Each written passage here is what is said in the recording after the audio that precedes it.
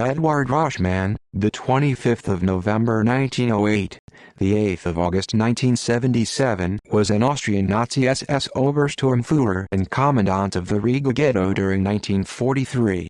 He was responsible for numerous murders and other atrocities. As a result of a fictionalized portrayal in the novel The Odessa File by Frederick Forsyth and its subsequent film adaptation, Roschmann came to be known as the Butcher of Riga. Early life and career. Roschmann was born on the 25th of November 1908, in Graz, Eggenberg, in Austria. Roschmann was once a lawyer in Graz, Austria. He was the son of a brewery manager. He was reputed to have come from the Styria region of Austria, from a good family. From 1927 to 1934, Roschmann was a member of the Fatherlands Front, which in turn was part of the Austrian Home Guard. From 1927 to 1934, Roschmann was associated with an organization called the Steyr Homeland Protection Force. Roschmann spent 6 semesters at a university. By 1931, he was a brewery employee, joining the civil service in 1935. In 1938, he joined the Nazi Party and the SS the following year. In January 1941, he was assigned to the security police. War crimes in Latvia. Within the SS, Roschmann was assigned to the security service Sicherheitsdienst, often referred to by its German initials SD. Following the German occupation of Latvia in the Second World War, the SD established a presence in Latvia with the objective of killing all the Jews in the country. To this end, the SD established the Riga Ghetto. Structure of the Riga Ghetto. The Riga Ghetto did not exist prior to the occupation of Latvia by the German armed forces. Jews in general lived throughout Riga before then. The ghetto itself was a creation of the SD. Surrounded by barbed wire fences, with armed guards, it was in effect a large and overcrowded prison. Furthermore, while it is common to see the Riga Ghetto referred to as a single location, in fact it was a unified prison for only a very short time in autumn of 1941. After that it was split into 3 ghettos. The first ghetto was the Latvian Ghetto, sometimes called the Big Ghetto, which was in existence for only 35 days, from late October to the 30th of November 1941.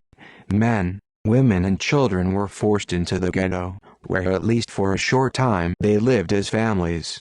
On the 30th of November and on the 8th of December 1941, 24,000 Jews were force-marched out of the ghetto and shot at the nearby forest of Rumbula.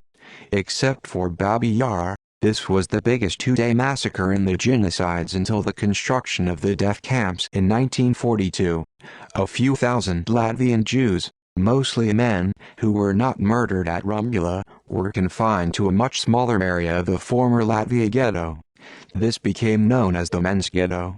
About 500 Latvian Jewish women, who were also not selected for murder, were similarly confined to an adjacent but separated smaller ghetto, known as the Women's Ghetto. A few days after the 8th of December massacre, trainloads of Jews from Germany, Austria and Czechoslovakia began to arrive in Riga, where, with some important exceptions, they were housed in a portion of the former Latvian Ghetto, which then became known as the German Ghetto. Participation in Dunamund action. In March 1942, the German authorities in charge of the Riga Ghetto and the nearby Jungfernhof concentration camp murdered about 3,740 German, Austrian and Czech Jews who had been deported to Latvia. The victims were mostly the elderly, the sick and infirm and children. These people were tricked into believing they would be transported to a new and better camp facility at an area near Riga called Dunamund. In fact, no such facility existed, and the intent was to transport the victims to mass graves in the woods north of Riga and shoot them. According to a survivor, Edith Wolf, Roschmann was one of a group of SS men who selected the persons for transport to Dunamund. Others in this selection group included Rudolf Lang, Kurt Kraus, Max Chimnich, Kurt Armig, Richard Nickel and Rudolf Seck.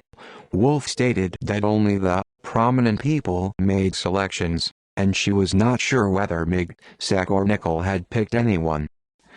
Appointment as ghetto commandant. Starting in January 1943, Roschmann became commandant of the Riga ghetto. His immediate predecessor was Kurt Kraus. Survivors described Kraus as sadistic, bloody, monster, and psychopath. Roschmann's methods differed from those of Kraus. Unlike Kraus, Roschmann did not execute offenders on the spot, but, in most cases, sent them to Riga's central prison. Whether this was a matter of having qualms about murder is not certain. However, being sent to the prison was likely to be, at best, only a brief reprieve, as conditions there were brutal. At the time, Roschmann held the relatively low rank of Unterscharführer. Differing ranks are supplied for Roschmann. According to Ezergailis and Kaufmann, Roschmann held the rank of SS Unterscharführer. According to Schneider, Roschmann was an SS Obersturmführer, a higher rank. Schneider mentions no promotion for Roschmann. Murders and other crimes. Historians Angrick and Klein state that in addition to the mass killings, the Holocaust in Latvia also consisted of a great number of individual murders. The reading provided by witness accounts makes it clear that the genocide in occupied Riga consisted of an enormous number of individual murders in addition to the large-scale operations. The image of the Holocaust in Latvia conveyed in these reports is not that of a gigantic impersonal killing machine, even if the plans for shooting the Jews of Riga in winter 1941 conjure up a process of mass murder based on division of labor. The overall pattern in these accounts is dominated by individual murders committed out of a desire to kill, punish or deter. Angrick and Klein name Roschmann among others as responsible for these individual murders. Historian Schneider, a survivor of the German ghetto, has stated that it is certain that Roschmann was a murderer, otherwise he never would have risen as high as he did in the SS. One documented murder committed by Roschmann, with his subordinates assisted by Scharführer Max Gymnich and Kurt Mig, was that of Arthur Kaufmann, the 17-year-old son of Max Kaufmann, who later came to write one of the first histories of the Holocaust in Latvia. Roschmann personally issued the order for this particular murder. Kaufmann himself described the murder, which occurred when both of them were housed outside the ghetto at this local work camp, where among other things they were tasked with peat cutting. On the 20th of May 1943, the commandant of our ghetto, Roschmann, came to Sloka together with his adjutant Gymnich and the SD man Mig. They inspected the entire work camp, and on this occasion they discovered that my son and the Morchilowitz brothers were hoarding fat. Because all the members of the work crew were working, nobody was present at this inspection. A short time later the three of them were taken away, and the murderers immediately placed my son and the Morchilowitz brothers off to the side next to their vehicle. They were ordered to take off their shoes, and from this moment on the guilty ones knew they were going to be shot. The Morchilowitz brothers tried to escape. The guards ran after them and shot them. By contrast, my son behaved like a hero. He was much too proud to beg for mercy. He was killed immediately with a shot to the back of the neck. When everyone came back from work in the evening, the mood was very low. My son had been the work crew's favorite, and his death was deeply mourned. Food for ghetto occupants was strictly rationed and generally inadequate. It was common for Jews assigned to work details to obtain and attempt to smuggle extra food into the ghetto. For this and other reasons, all returning work details were subject to search, although this was actually carried out only on a sporadic basis. When searches did occur, those smuggling food were forced to abandon it before it could be found on their person, which was a serious offense. Roschmann and his aide, Max Gymnich, accompanied by a trained attack dog, involved themselves in the details of the searches for contraband food, which included inspections of kitchens in the ghetto, again forcing people to discard food they had smuggled in, even when they were about to eat it. Survivor Nina Unger related a similar incident at the Elaine Peat Bog work camp where Roschmann found 3 eggs on one of the Latvian Jews and had him shot immediately. Kaufmann describes an incident, possibly the same one referred to by Unger, where Roschmann, during a visit to the Olane work camp with Gymnich in 1943, found a singer named Karp with 5 eggs and had him shot immediately. Roschmann, together with Kraus, who, although no longer ghetto commandant, was close at hand as the commandant of the Salaspils concentration camp, investigated a resistance plot among the Jews to store weapons at an old powder magazine in Riga known as the Pulverturm. As a result, several hundred inmates were executed, whom Kaufman described as "our best young people." While ghetto commandant, Roschmann became involved with the work detail known as the Army Motor Park Heereskraftpark. This was considered a favorable work assignment for Jews, as it involved skilled labor, vehicle mechanics necessary for the German army, thus providing some protection from liquidation, and it also gave a number of opportunities to organize, that is, to buy, barter for or steal contraband food and other items. The Jews on the work detail benefited from the fact that the German in charge, Private First Class Obergefreiter Walter Eggers, was corrupt and wanted to use the Jews under his command to become rich. Consequently, better treatment could be had, at least for a time, by paying Eggers bribes. Roschmann heard rumors about the good life, and attempted to prevent it by putting some of the workers into one of the prisons or transferring them to Kaiserwald concentration camp. Roschmann himself was not above accepting bribes, or at least pretending to accept bribes. In one instance, a shoemaker whose 2 children had been incarcerated in the Riga prisons as a result of Roschmann's investigation, attempted to secure their release by paying Roschmann a large number of gold coins. Roschmann took the coins, but did not release the children. Actions outside of the ghetto. Roschmann was later transferred to the Lenta work camp, a forced labor facility in the Riga area where Jews were housed at the workplace. Originally this facility had been located on Washington Ludendorff Square in Riga and had been known as the Gestapo work detail. Lenta was considered a favored work assignment. The original German commandant, Fritz Scherwitz, had determined to make a lot of money involving the work of highly skilled Jews in the tailoring trade.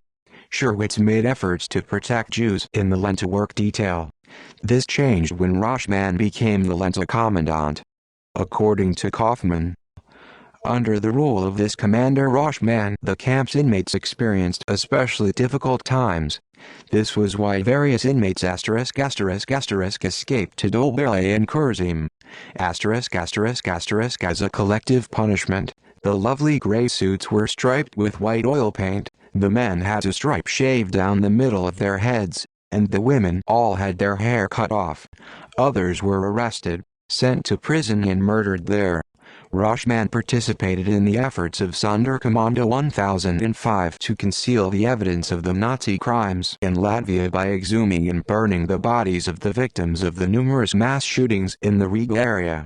In the fall of 1943, Roschmann was made the chief of Kommando Stützpunkt, a work detail of prisoners which was given the task of digging up and burning the bodies of the tens of thousands of people whom the Nazis had shot and buried in the forests of Latvia. About every 2 weeks the men on the work detail were shot and replaced with a new set of inmates. Men for this commando were selected both from Kaiserwald concentration camp and from the few remaining people in the Riga ghetto. Historian Eduard states that one Hasselbach, an SS officer, was the commander of the Stützpunkt Commando, and does not mention Roschmann. As his source, Eduard cites a witness, Franz Leopold Schlesinger, who testified in the trial in West Germany of Viktor Zaraz in the late 1970s, almost 35 years later. Schlesinger in turn appears to have only thought Hasselbach was the commander. Roschmann is sometimes described as the commandant of the Kaiserwald concentration camp, which was located on the north side of Riga.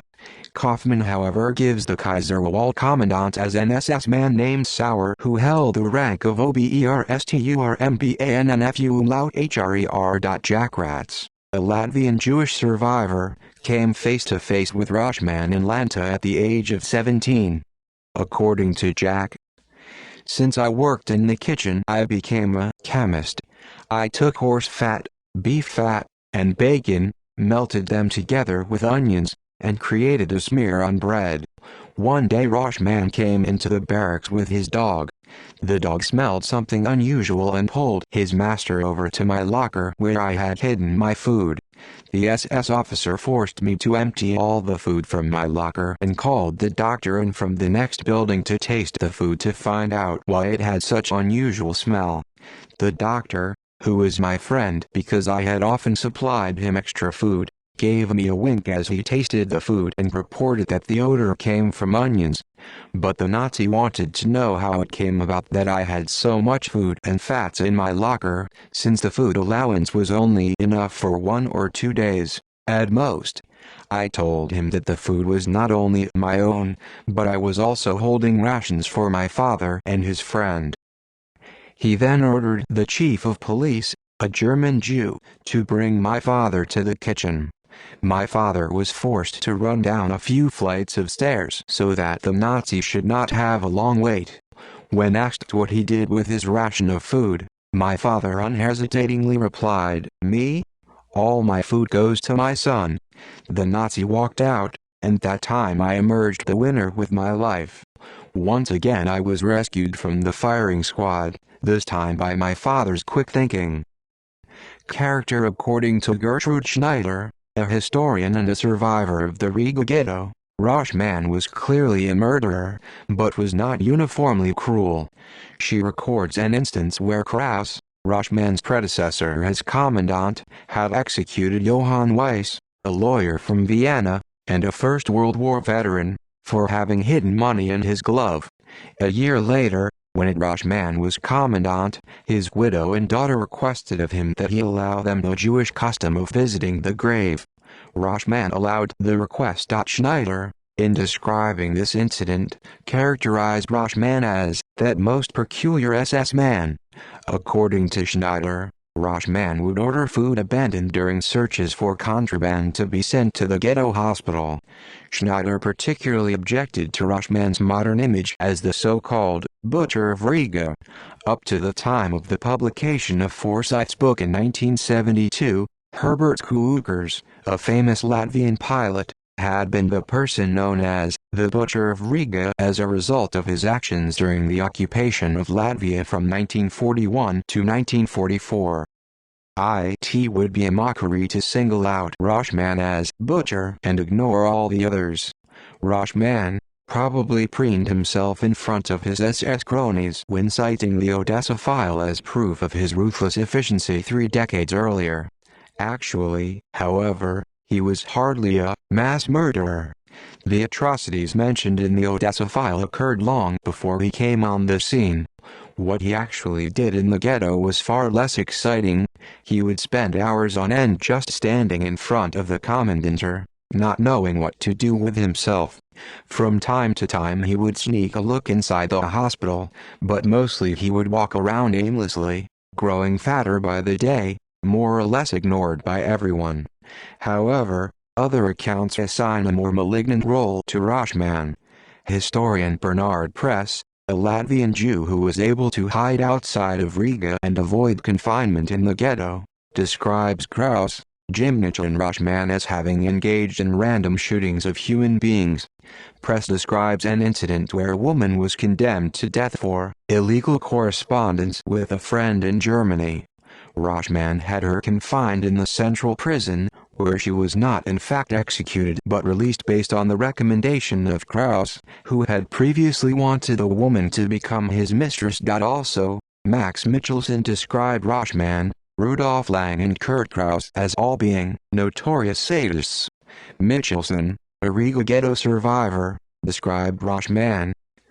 When Kraus was replaced by Roschmann in early 1943, we were happy finally to be rid of this madman. Roschmann, a lawyer, was indeed more deliberate, less likely to react by killing his victims on the spur of the moment. Roschmann, however, was a careful and meticulous investigator who would incarcerate and interrogate suspects and implicate and arrest many more people than Kraus had. As a result, our situation did not improve, and the number of people killed under Roschmann was even larger than under Kraus. Max Kaufmann, a survivor of Latvian Ghetto, compared Roschmann to Kraus, coming to a similar conclusion as Max Michelson. Kraus, a psychopath and a sadist, acted suddenly and spontaneously, handing down his verdicts without a detailed explanation of the situation and executing them immediately. Roschmann, the jurist, deliberated for a long time, investigated thoroughly, and thus pulled down more and more people to their destruction. Flight from Latvia in October 1944, out of fear of the approaching Soviet armies, the SS personnel of the concentration camp system in Latvia fled the country by sea from Riga or Liepāja to Danzig, taking with them several thousand concentration camp inmates, many of whom did not survive the voyage. Escape to Argentina. In 1945, Roschmann was arrested in Graz, but later released. Roschmann concealed himself as an ordinary prisoner of war, and in so doing obtained a release from custody in 1947. After that, however, he became imprudent and visited his wife in Graz. He was recognized with the assistance of former concentration camp inmates and arrested by the British military police. Roschmann was sent to Dachau concentration camp, which had been converted to an imprisonment camp for accused war criminals. Roschmann succeeded in escaping from this custody. In 1948, Roschmann was able to flee Germany. He traveled first to Genoa in Italy, and from there to Argentina by ship, on a pass supplied by the International Red Cross. Roschmann was assisted in this effort by Alois Hutto, a strongly pro-Nazi bishop of the Catholic Church. Roschmann arrived in Argentina either on the 10th of February 1948 or the 2nd of October 1948, February 10, 1948 or October 2, 1948, depending on date notation used. He founded a wood import-export firm in Buenos Aires. In 1955 in Argentina, Roschmann married, although he was not divorced from his first wife.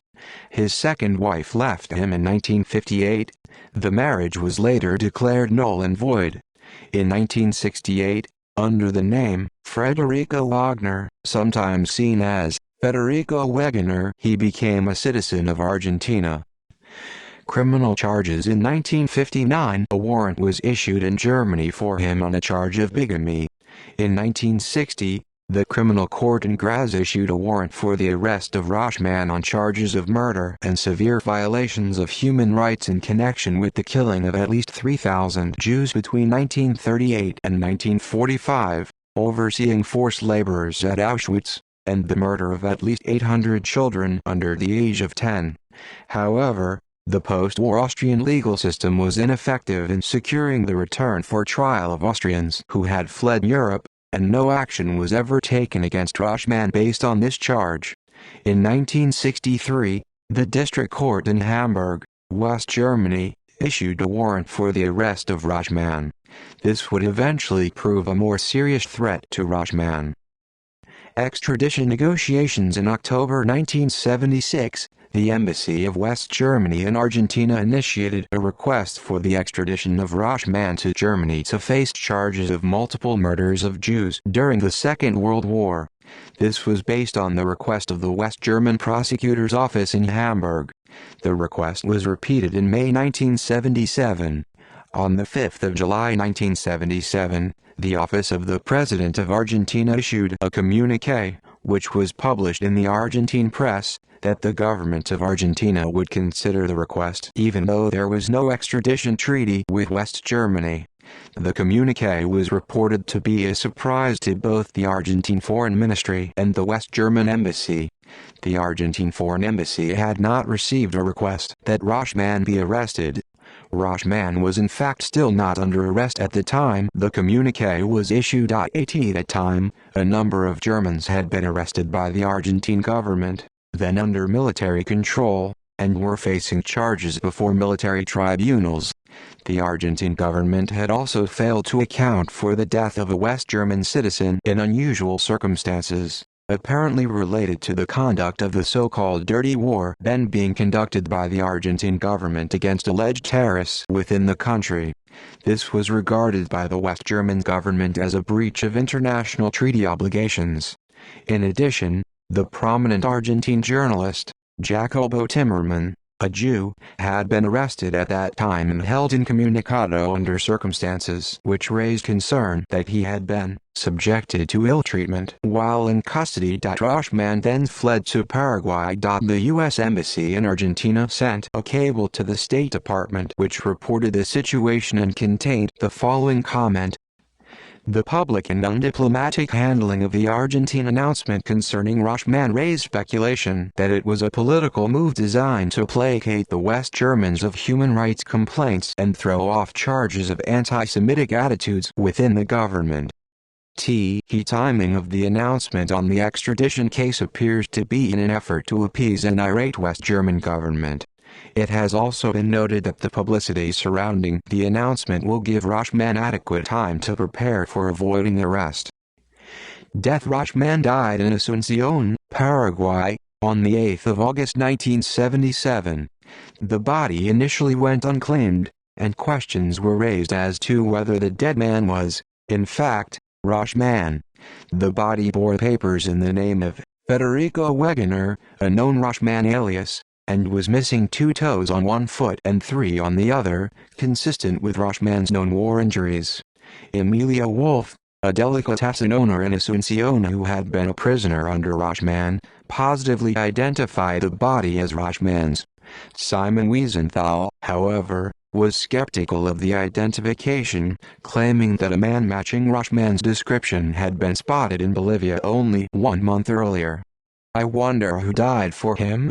he said. Fictional portrayal. A fictionalized version of Roschmann was given in Frederick Forsyth's novel The Odessa File.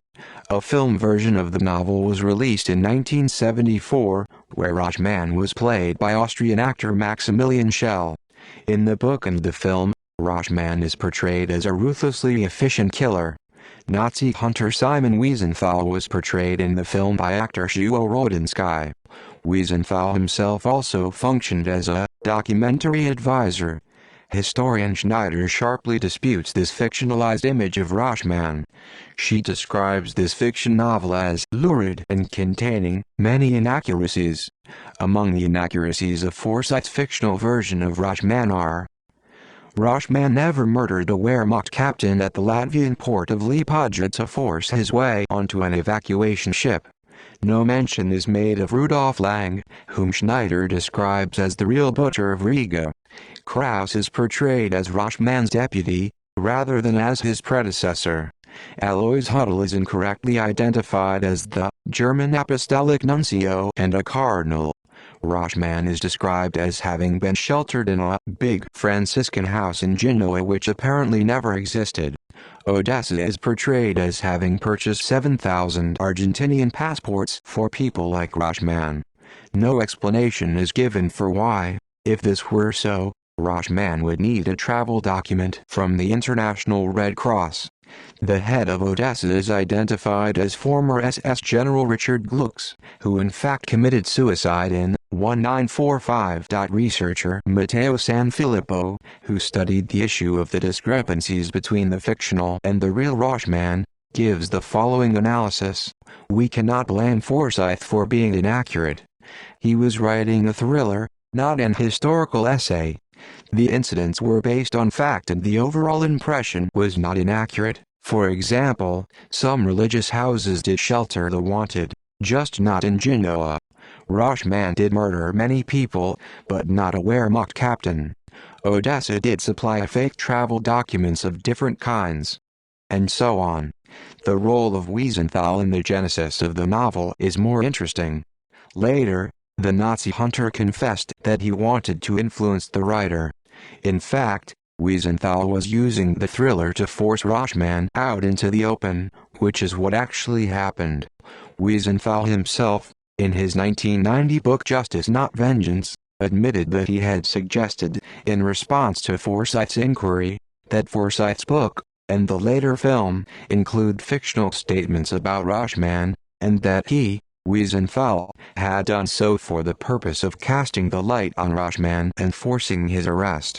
Roschmann was eventually identified and denounced by a man who had just watched the Odessa File at the cinema.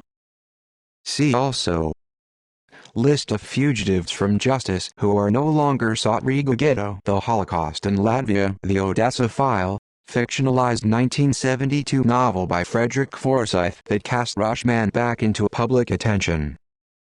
References. Citations. Sources. Further reading. Katz, Joseph, 2006. One Who Came Back. The Diary of a Jewish Survivor. Tacoma Park, MD. Dryad Press. p. 231. ISBN 978-1928-75507-4. OCLC 8925286656. Ratz, Jack, 1998. Endless Miracles. Rockville, MD. Shangold. p. 173. ISBN 9780884002002-4. OCLC 8084929889. External links. Jewish community in Latvia. Joint project of Latvia's Ministry of Foreign Affairs, the Latvian Jewish Community, and the Democracy Commission of the U.S. Embassy.